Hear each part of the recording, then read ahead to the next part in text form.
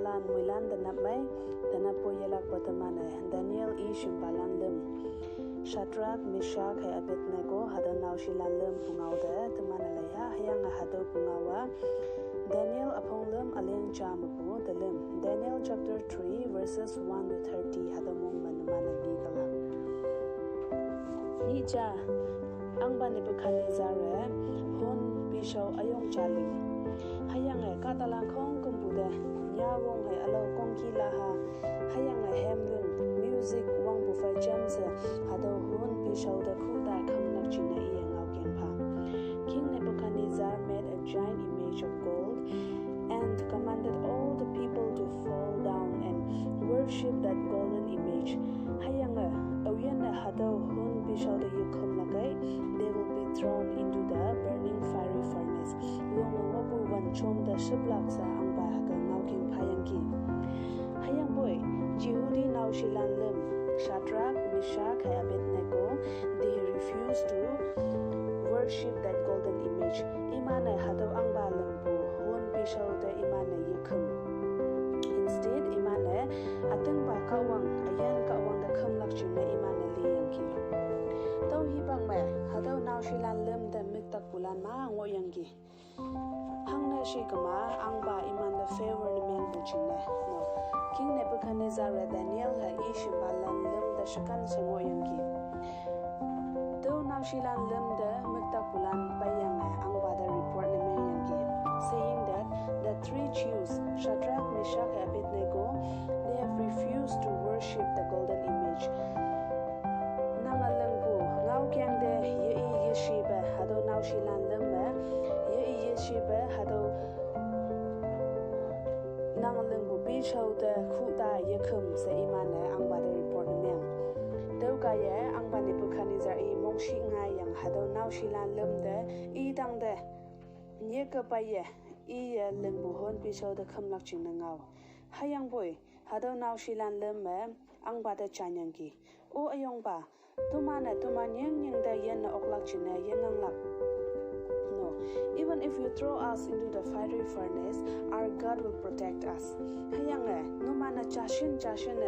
ya boy tumana oh we will never worship that golden image say iman ka ngaw yang ki ang ba de tau china ang ba Nebuchadnezzar jamloi mongshi ngai hayang wang bang bu de chak ka wo bu fai shem se wan long chak lak china ngaw kyang pha yang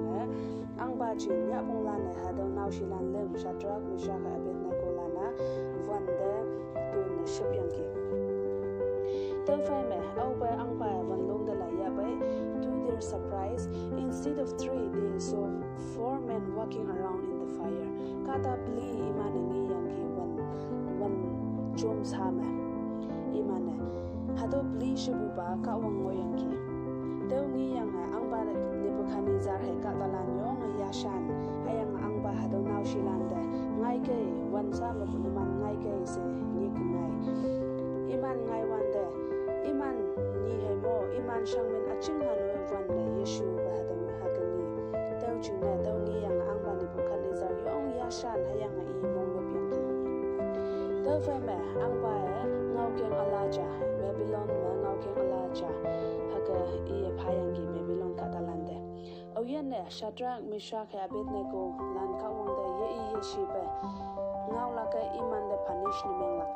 hang chin ne se kama deu ki yen na tam lak ka wang alo ka wang au yenang sa ang ba ka ngaw tau fai ma ang ba Shadrach Meshach and Abednego lana Babylon yang na ata ba ya fan de promote ne meng atam ki tani bu ku ngaw ma taman na shin ya la ka Christian nan taman chin ayan ka wang chashen hen lang